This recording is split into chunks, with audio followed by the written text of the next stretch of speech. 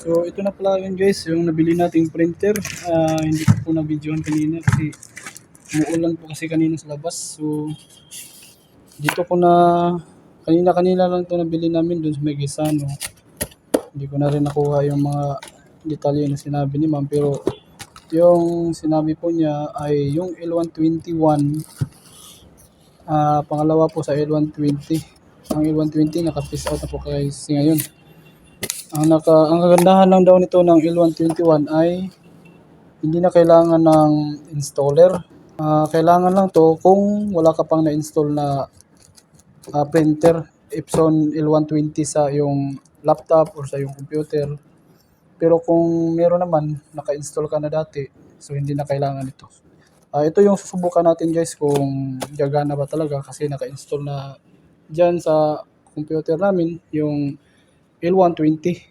Nasira na kasi. So okay guys, susubukan po natin ang L121. L120 pala itong nakasulat dito. L120. Pero itong printer na to is L121. Kagaya nga nung una, sinabi ni ma'am naka-phase out na rin ang L120. Ito guys, EcoTank L121 Epson.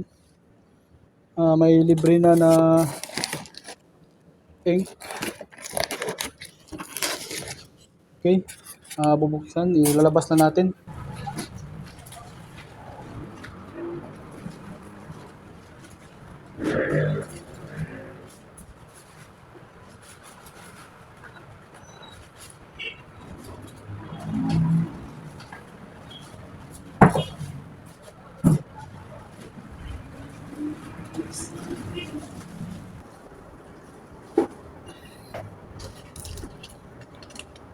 Guys, ito yung ano, ito yung libreng ink.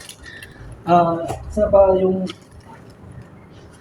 meron na rin pala itong 2 years warranty. Ang second ko lang sa nabilang ko po.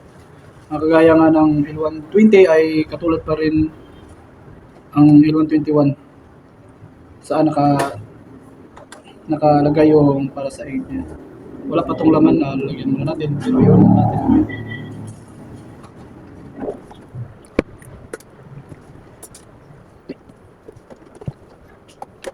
Okay, katulad pa rin ng L120, yung ano niya, yung laki niya, tapos yung forma ng printer, parang L120 pa rin.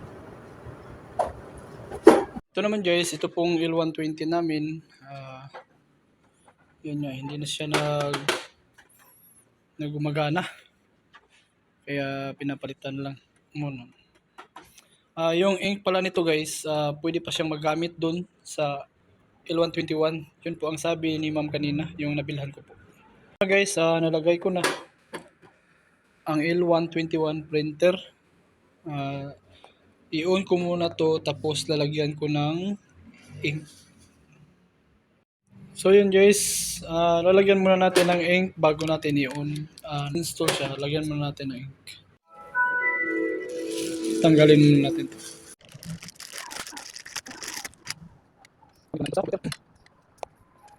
Guys, tatanggalin lang natin to.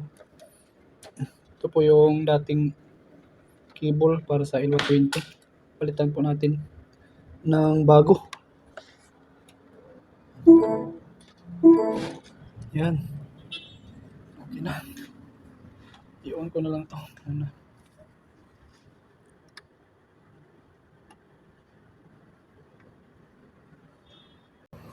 Pagkatapos po ay susunod po natin to. Magkaroon na ng kuryente.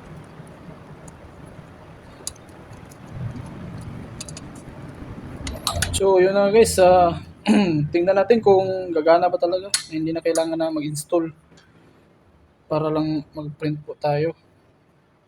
Yun na, sabi ng nabilan ko kanina, yung L121 is pwede na siyang hindi na mag-install kung meron nang naka-install sa yung laptop or computer. Meron na naka-install na L120. Pang ano, gagana, didetect na lang po siya. Okay, na-choke na natin. So, on ko na to.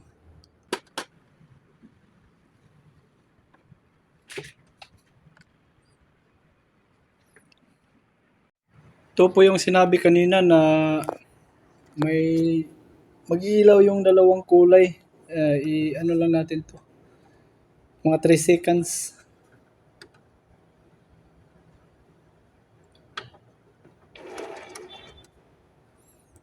Okay. So, nawala na yung orange.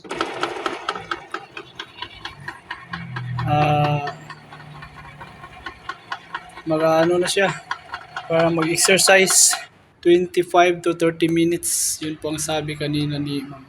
Para siguradong nakaano talaga sa computer.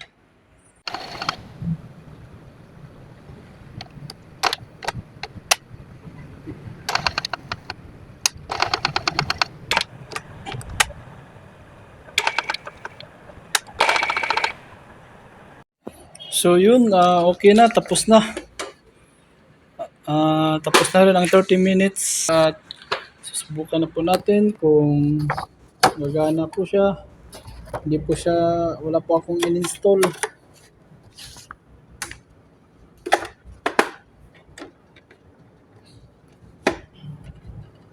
Okay. Ito. Okay, tingnan na natin. Friend. Uy.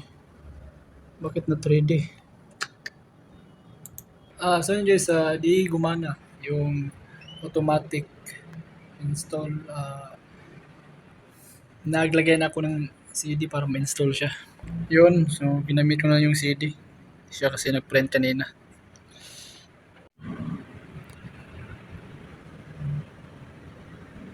Okay lang pala yun kasi at least nalaman natin na mag-print siya. Nakasulat dito is print test page. Ini-next na po natin. In the following screen, you will be given opportunity to install additional software. Okay.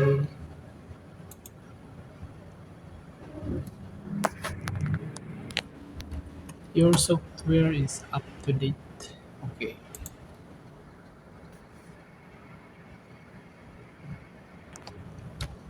Parang okay na to guys. Sa nakikita natin, Epson L120 yung naka-ano dito pag-install po. Pero yung gamit naman natin is L121. At talagang kapareho lang talaga sila. Yung pangalan na ang nakaiba. Set na natin. Yun, tapos na tayo mag-install. Titingnan natin kung gagana.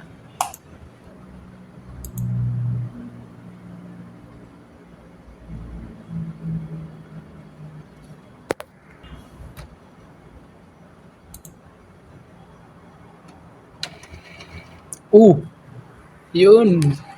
May tunog na. Ay. Gumana na. Tignan natin. Ayos. Ay.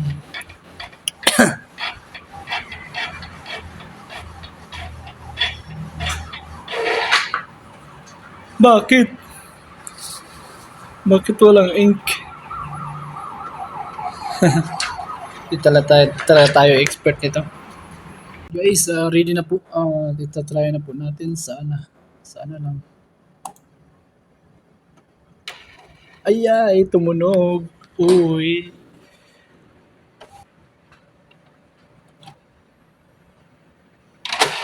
Yan guys. Nag-print siya. Kaso walang lead ink. Paano? Balikan lang natin yung yung manual.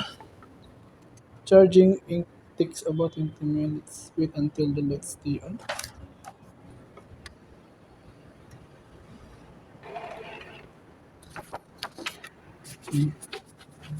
Sana.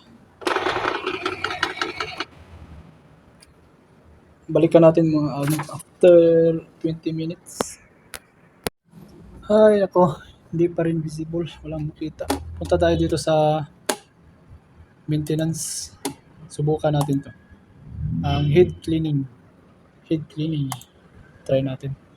Start. Okay. Speed cleaning muna.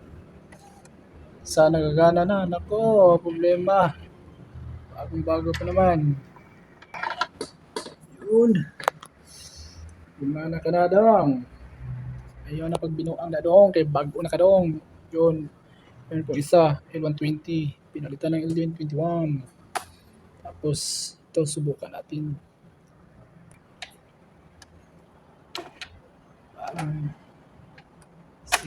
Sige nga. Kumilos ka pa. Balikan natin to guys pagkatapos ng mga tunog nito. So yun guys, hintayin na muna natin na ang kanyang pag-heat cleaning, no? Para kung okay na, try na natin. Okay, tapos na. Wala nang tunog-tunog at try na natin to. Print nozzle, check butter. Print. Pag hindi pa siya okay, i-clean na naman natin ulit. Heat clean. Pero ito, try mo natin baka lalabas siya na okay na. Okay na wah. Uy, may nakita ako Uy, okay na. Yan guys. Gaya na nasa may drawing Good siya pag wala ng blanco. Tapos yung kulay. Ay, okay na. Yan guys, na tayo. Success. Success po tayo guys. Nag-print ako kanina pero blank yung lumabas. Naman siya, nag-print pero yun nga, walang lumabas na. So, trinay natin po kanina sa maintenance at heat cleaning. At dito na, may lumabas na siya na simbolo. Oh, malinis. Malinis siya. Wala siyang, teka muna, parang, meron pang pala, ang blue. Meron pang problema sa blue. Pero konti na lang to. I-clean natin ulit. Okay guys, testing na natin kung okay na ba. Print.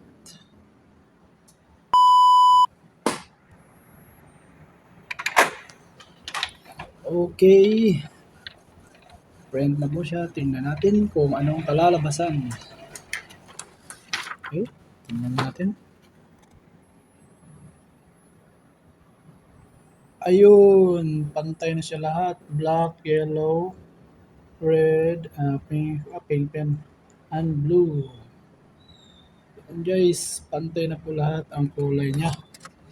So, okay na po guys. Ang printer nga pala na to ay nagkakahalaga ng dyan makikita sa screen. Ito po ang L121. Kapalit na po ng L120. Okay guys, maraming salamat po sa pagsama. Dito na po nagtatapos ang ating vlog for today. Maraming salamat po sa mga nanonood. God bless po sa ating lahat. Bye!